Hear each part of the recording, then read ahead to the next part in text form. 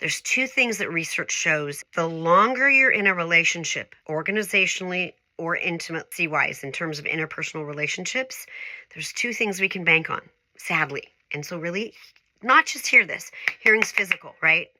Vibrations, you make sense of it. Listening is where you really focus and engage, where you're really partaking and understanding the person. There's two things we know that happen the longer a relationship goes on. One, the less we communicate, and two, the more we take each other for granted. Now, this is kind of also like a duh. We communicate less because we know each other better.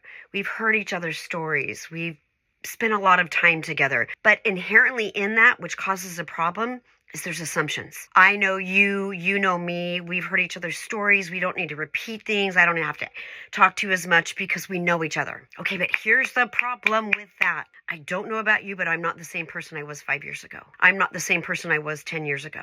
I grow and change. There's been catastrophic or life-altering instances or joys that changed and evolved parts of my life or relationships. And if we don't communicate those changes and how they affected us, the other person isn't a mind reader. They don't know. Now, could they work on their communication if they suspect changes? Sure. But our job in an interpersonal relationship is to communicate those changes as well. And we take each other more for granted, right? Sadly, the reason is because you've been there so long.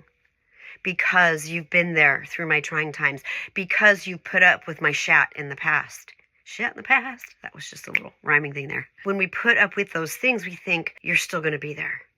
You're still going to be there.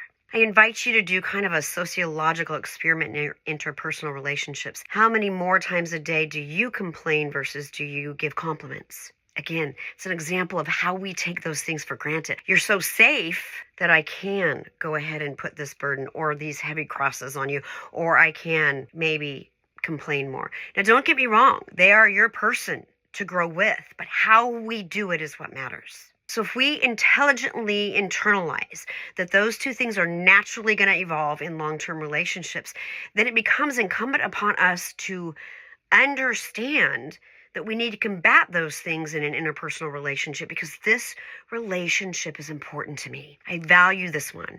I don't want to lose it. I want to grow it. I don't want to replace it. I want us to be an us, right, for as long as we can. And that means both parties working to meet those needs.